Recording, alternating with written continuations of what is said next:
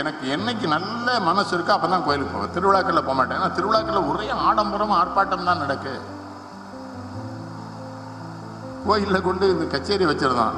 அவன் கல்யாணம் ஞான் செய்யாமலே ஓடி போகலாமா ஓடி போய் அப்படி ஒரு பாடுதான். நான் எனக்கு பையன் நெல்லையப்பர் நல்லவராக இருக்காரு, ஒழுங்கு கொண்டாட்டியோட இருக்காரு, இவனை போல இந்த பாட்டெலாம் பாடி கெடுத்துருவான் போல தெரியாது நெல்லையப்பரை.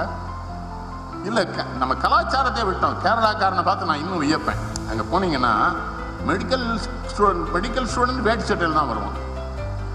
மம்முட்டி வருவான், மோகன்லால் வருவான். தெருவில் ஒரு பேரும் திரும்பி பார்க்க மாட்டான். இங்கே பெரிய தளபதிங்க, இளைய தளபதிங்க, குட்டி தளபதிங்க, அந்த தனுசு முதலமைச்சர் ஆயிடுறாங்கானே அவன் போல தெரியுது. நல்ல விட நம்ம அதுக்குள்ளே செத்துடணும், அதுக்கெல்லாம் இருக்கக்கூடாது. காமராஜெல்லாம் பார்த்துட்டு இவனை பார்க்க முடியுமா? காமராஜ் சாமிலாம் கும்பிட மாட்டார். உடனே எனக்கு கோவம் வந்துட்டு, நீங்கள் என்ன கடவுளை நம்பலைங்கவா? ஏழை எளியவனை காப்பாற்றணும், அவனுக்கு படிப்பு சொல்லணும், அவனை நிம்மதியாக இருக்க விடணும், நம்ம தப்பு பண்ணக்கூடாது. இதெல்லாம் செஞ்சால் சாமி நம்ம கூட தான் இருப்பான்னு தமிழ் சொல்லியிருக்க முட்டாப்பையில் படாட்டார்.